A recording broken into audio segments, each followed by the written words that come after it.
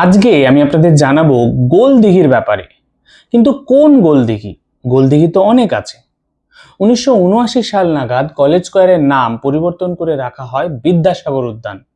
তবে আজও আমাদের বাবা কাকার বয়সী কিছু মানুষ এই পুকুরটাকে গোলদিঘি বলে ডাকেন। কিন্তু কেন? এর আকার তো চৌকো। আজকে আমি আপনাদের জানাবো সেই ইতিহাস। নমস্কার, আমি পুলক এবং ওয়েলকাম টু সেকাল ওয়েকাল। এই নামটা সম্বন্ধে একটা অপেক্ষাকৃত কম বিশ্বাসযোগ্য মত আপনাদের জানাই। শোনা যায় যে এই পুকুরটাতে নাকি একটা সময় একটা উদ্ভিদ জন্মাতো যার পাতার আকার ছিল গোল, আর সেই থেকে এই পুকুরের নাম হয় গোলদিঘি।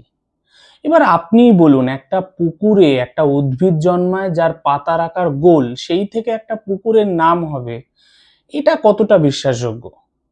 এরপর রাধারমণ মিত্র তার বই কলকাতা দর্পণে লিখছেন, বিখ্যাত থিয়েটার আর্টিস্ট শিশির ভাদুরী মহাশয় মঞ্চজগৎ ত্যাগ করার পর 6 নম্বর বঙ্কিম চ্যাটার্জি স্ট্রিটে একটা বইয়ের দোকানে আড্ডা মারতে আসতেন।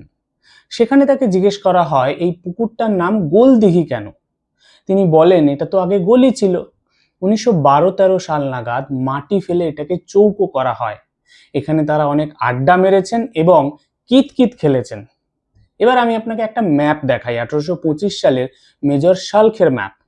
এখানে বিভিন্ন স্ট্রিটের পাশে, যেমন ধরুন কর্নওয়ালি স্ট্রিট, ওয়েলেসলি স্ট্রিট ইত্যাদি স্ট্রিটের পাশে আপনি একটা করে ট্যাঙ্ক বা পুকুর দেখতে পাবেন। তবে কলেজ স্ট্রিটের পাশে যে পুকুরটা, সেটাই কিন্তু সম্পূর্ণ গোল আকারে দেখানো এবং বড় বড় করে পূর্ব দিকে লেখা আছে কলেজ স্কোয়ার। অর্থাৎ এর থেকে বোঝাই যাচ্ছে কোনো উদ্ভিদের পাতার আকারের জন্য নয়, এই পুকুরের সাইজ বা শেপ ছিল অ্যাকচুয়ালি গোল, সেই জন্য এর নাম হয় গোলদিঘি। এই ছিল আজকের ভিডিও। কেমন লাগলো আপনাদের? যদি ভালো লাগে ফেসবুকে ফলো করবেন, ইউটিউবে লাইক, কমেন্ট ও সাবস্ক্রাইব করবেন। Thank you.